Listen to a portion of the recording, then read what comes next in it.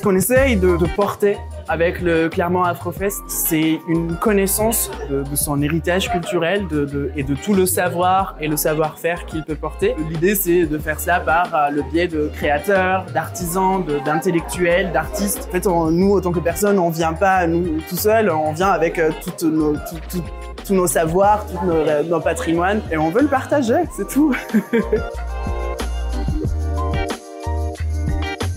Pour cette deuxième édition, contrairement à la première, on a décidé de choisir un fil conducteur, à savoir les rites d'initiation africains. On a tous été marqués par des rites, par des moments forts, principalement dans notre enfance, adolescence, mais même à l'âge adulte. Et on trouvait que c'était pertinent de faire découvrir ces cultures par ces temps forts qui sont des temps d'apprentissage, mais aussi des temps de rencontres, de transmission.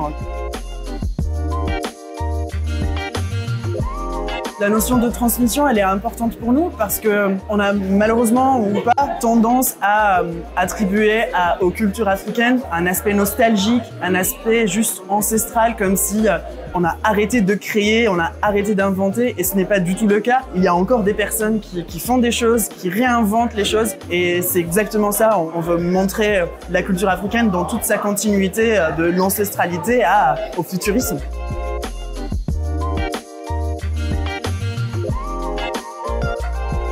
Le festival, donc, il se cristallise en effet du 13 au 16 juin 2024. Mais avant ça, nous-mêmes, on veut créer des rites avec nos publics. Et du coup, là, ce qu'on va avoir dans les prochains temps, c'est le Jamination for African Unity and Liberty, et un hommage au travail qu'a fait Bob Marley. En même temps, on fera un exercice qui s'appellera Mon pays en 300 secondes avec l'école Cerdi. L'idée, c'est un peu comme ma thèse en 80 secondes où on est contraint par un temps pour exprimer un tas d'idées.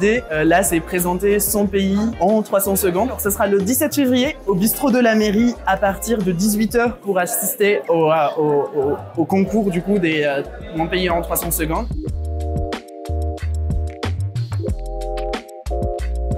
Autre chose qui est importante pour nous, qui est l'artisanat, cette notion du coup d'entreprendre, de créer quelque chose, c'est l'épicentre de notre festival, la place de la Victoire, du coup le marché. On y retrouve de tout, ça commence de la joaillerie, de la décoration au henné, à la customisation et le soin capillaire. C'est des métiers en fait et des activités qui malheureusement peut-être parfois se perdent et qui pourtant ont à la fois un intérêt pécuniaire pour ceux qui le pratiquent, mais aussi une découverte et une activité différente en fait de consommer et de découvrir aussi ces cultures et ces patrimoines.